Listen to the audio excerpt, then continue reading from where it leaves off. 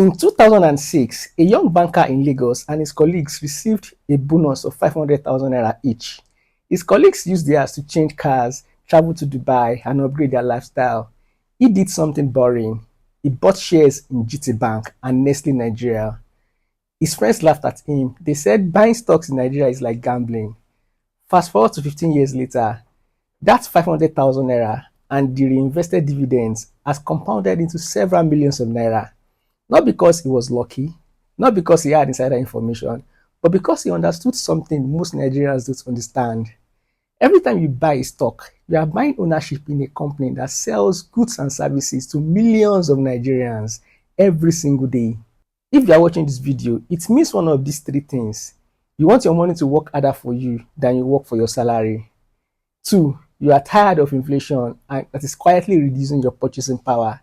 Or you are ready to move from speculation to actually investing in a structured manner. And let me say this clearly. The economy moves whether you invest or not. So the real issue is not whether wealth is being created. The issue is whether you are well positioned to actually participate in the wealth creation. So in this video, I will show you the steps you must follow to start investing in stocks in Nigeria.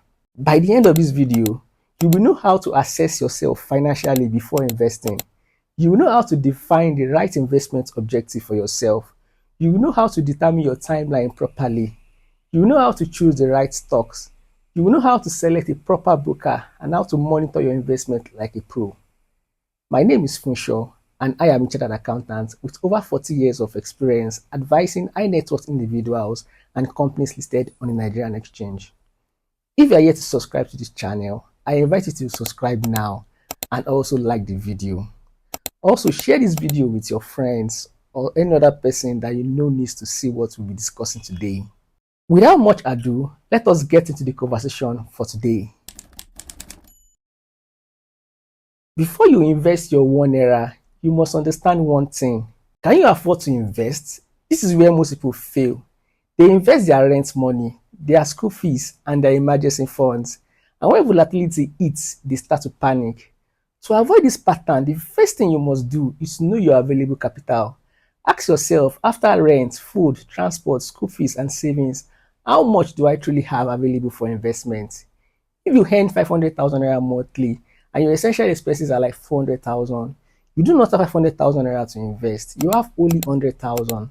Now, from that 100,000, you must still consider emergency fund, which is minimum of 3 to 6 months living expenses, debts, and other obligations you may have. If you do not have emergency fund, do not start stock investing at all. Build liquidity first. The second thing is to consider is liquidity. If you may need that money within 3 months, you should not invest it in stocks.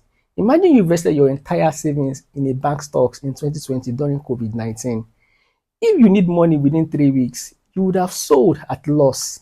But if you held that stock for 2 years, you will likely recover and earn dividends on that stock. You must define why you are investing. Not everyone is investing for the same reason. There are 3 core reasons why people invest. First is for safety, second is income generation, and third is for growth. Let me explain. Safety objective means capital preservation. Next is the income objective, which is basically dividend investing. In Nigeria, dividend culture is strong. Banks like Zenith, GT Bank, and Access Bank often pay dividends annually or semi-annually. But here is what professionals check: dividend payout ratio, earnings consistency, and cash flow stability. But do not chase high dividend yield blindly. If a stock pays 15% dividend yield, ask if it is sustainable. High yield sometimes signals distress. Next is growth objective, and this is synonymous to capital appreciation. Here you look for expanding telecom companies, banks, growing digital platforms, and manufacturing firms, expanding production. Growth investors accept volatility, but they demand revenue expansion, market share growth, and future earnings acceleration. Let me ask a quick question before we proceed. If market drops by 20% next month, will you panic? Drop your answer in the comment section. I'll be reviewing all of your comments. If you are learning something new, please like this video and subscribe to the channel so you can see more videos like this in the future. My goal on this channel is to help serious investors like you to make smarter investment decisions. Time is the most powerful force in investing. Short-term investors speculate, while long-term investors compound. If your timeline for investing is 5 to 10 years, you can absorb volatility. And the longer your time horizon, the higher your ability to tolerate risk. Imagine two investors, let's say investor A and B. Investor A buys MTN in 2019, holds for 5 years, receives dividends, and then end capital appreciation. But investor B on the other side buys and sells within 3 weeks. He exercised panic during volatility. Both investors had same capital, but they had different outcomes. Experience shows that time always rewards patience. Trying to get rich quick with stocks often leads to pump and dump traps and emotional trading. Wealth in stocks is built slowly. Now we move to stock selection. This is where most people make mistakes. You do not buy a stock because it is trending. You buy it because you understand the business and the business has competitive advantage, or the business objective aligns with your own objective and it's reasonably valued. While choosing your investment, you should consider diversification. You can adopt what I call a diversification strategy. With diversification strategy, you can allocate your capital based on industry or sector, market capitalization, geography, capital appreciation, and dividend yield.